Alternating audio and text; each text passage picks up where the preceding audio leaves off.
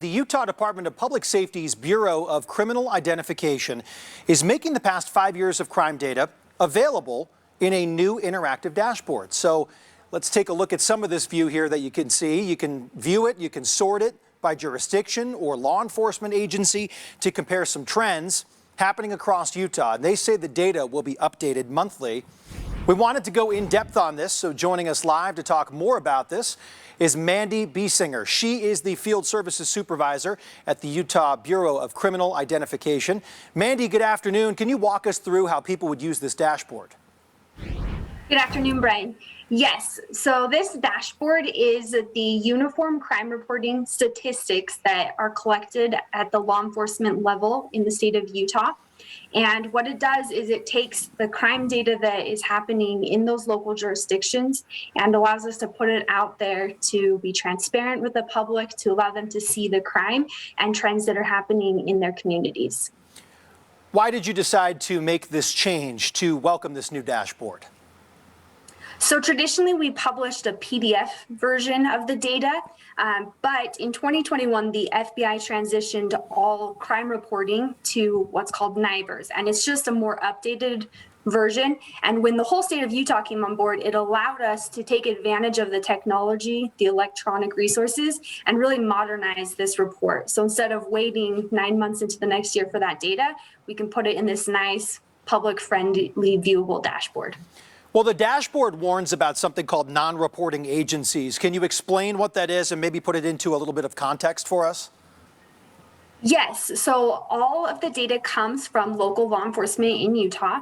And if a law enforcement agency is not submitting their data to the Utah Bureau of Criminal Identification, they're considered non-reporting. So they are statutorily required to report, but sometimes that does not happen. And if they don't, they will not show in that dashboard because there's no data that's been provided. I do want to put one emphasis on there. This is a NIBRS-based dashboard, which some agencies were reporting on what's called summary before that. So anything 2021 forward is a true reflection of non-reporting. Prior to 2021, you might want to refer back to those PDF versions of the Crime in Utah report. Well, the dashboard also mentions that data could change due to agency validations. What does that mean? So each month, my team works with these law enforcement agencies just to make sure that the data that they have submitted is accurate and correct. And occasionally there might be something that was maybe misreported. I'll use, for example, like maybe a bias came in or cargo theft was marked when it was really just a regular theft.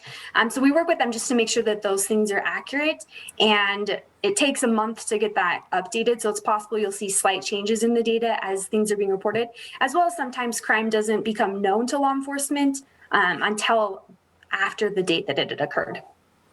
Now, what are you hoping that the average person will take away from this dashboard?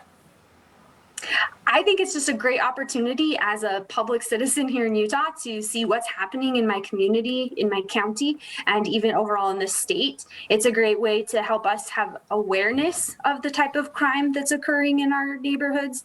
And I think that allows community leaders, our elected officials, to be able to take on that crime more consistently and more timely. Well, looking into the future, obviously this dashboard is a new rollout. Are there more categories that you'd like to see fit on a dashboard like this, or is it really just kind of maxed out and broad enough where everything's in there that you feel is ideal? So we are working towards putting anything that's possible to pull from that NIBRS data, the Uniform Crime Reporting data. You'll see use of force information go up once we hit a collection point that allows us to be able to put that data in there as well. So it's definitely a progressive tool, and we hope to be able to add things as they become available. Mandy Biesinger, Field Service Supervisor with the Utah Bureau of Criminal Identification, kind of showing us how this new crime stat dashboard works. Mandy, thank you for your time this afternoon. We really appreciate it. You're welcome.